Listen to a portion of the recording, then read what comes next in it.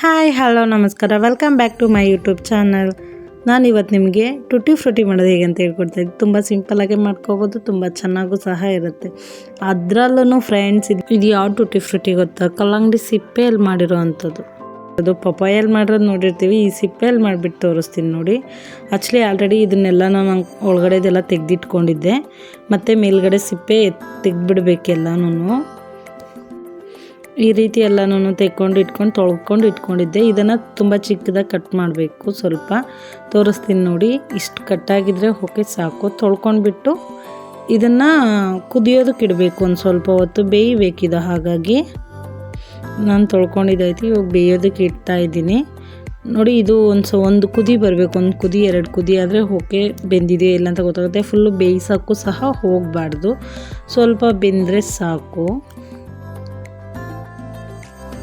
ಇನ್ನೂ ಸ್ವಲ್ಪ ಬೇಯಬೇಕು, ಹಾಗಾಗಿಬಿಟ್ಟು ಹಾಗೆ ಇಟ್ಟಿದ್ದೀನಿ. ಅದು ಬಂದುಬಿಟ್ಟು ಕಲ್ಲಂಗಡಿ ಹಣ್ಣಲ್ಲಿ ಇನ್ನೂ ಸ್ವಲ್ಪ ಕೆಂಪಗಿರೋದು ಇತ್ತು ಹಣ್ಣಿಂದ, ಹಾಗಾಗಿ ಅದು ಎಲ್ಲ ಆ ಥರ ಕಾಣಿಸ್ತಾ ಇದೆ ನೋಡಿ. ಇವಾಗ ಇದೆಯಲ್ಲ, ಇಷ್ಟಿದ್ರೆ ಸಾಕು. ಇವಾಗ ಫುಲ್ ಬೆಂದ್ಬಿಟ್ರೆ ಏನಾಗ್ಬಿಡುತ್ತೆ, ಮೊಸರು ಥರ ಆಗೋಗ್ಬಿಡುತ್ತೆ. ಇಷ್ಟಿದ್ರೆ ಸಾಕು. ಇವಾಗ ಅದನ್ನು ನಾವು ಬಸ್ಕೊತಾ ಇದ್ದೀನಿ ಒಂದು ಇದರಲ್ಲಿ. ಫುಲ್ ನೀರೆಲ್ಲ ಬಸ್ಕೊಂಡ್ಬಿಟ್ಟು ಸೈಡಿಗೆ ಇಟ್ಕೋಬೇಕು ಅದನ್ನು. ನೋಡಿದ್ರೆ ಇಷ್ಟಾದರೆ ಸಾಕು. ಇದಕ್ಕೆ ನಾವು ಪಾಕ ಮಾಡ್ಕೋಬೇಕು.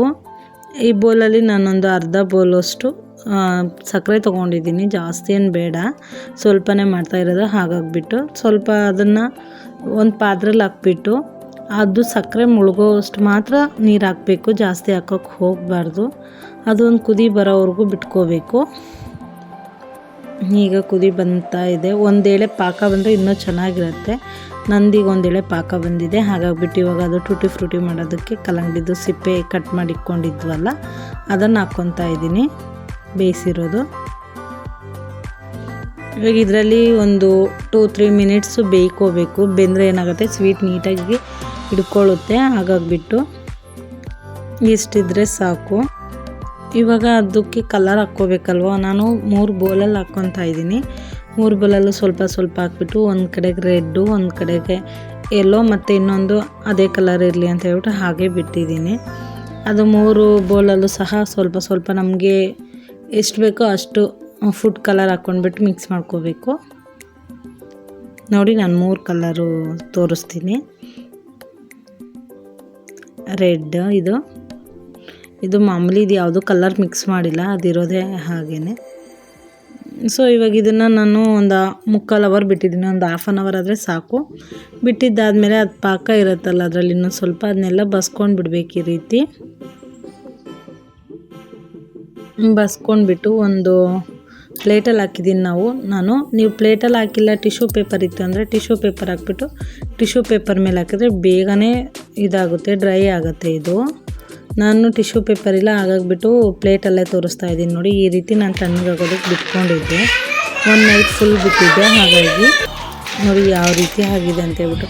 ನಾವೆಲ್ಲೋ ಅಂಗಡಿಲಿ ಹೋಗ್ಬಿಟ್ಟು ತರಬೇಕು ಅನ್ನೋಂಥದ್ದೇ ಇಲ್ಲ, ಜಸ್ಟ್ ಮನೇಲೇ ಈ ರೀತಿ ಮಾಡಿಕೊಟ್ರೆ ತುಂಬ ಚೆನ್ನಾಗಿ ಮಕ್ಕಳು ಸಹ ತಿಂತಾರೆ, ತುಂಬ ಚೆನ್ನಾಗಿ ಸಹ ಇರುತ್ತೆ. ಐಸ್ ಕ್ರೀಮ್ಗೆ ಮತ್ತು ನಾವೇನಾದರೂ ಬೇರೆ ಏನಾದರೂ ಮಾಡ್ಕೊತಾ ಇದ್ದರೆ, ಜ್ಯೂಸ್ ಏನಕ್ಕಾದರೂ ಬೇಕು ಅಂದರೂ ಸಹ ಬೇರೆ ಅಂಗಡಿಲೆಲ್ಲ ಹೋಗ್ತಿರೋದಕ್ಕಿಂತ ಹೀಗೆ ಹೆಲ್ದಿಯಾಗಿ ನಾವು ಮನೆಯಲ್ಲೇ ಮಾಡಿಕೊಂಡು ತಿನ್ಕೋಬೋದಲ್ವಾ.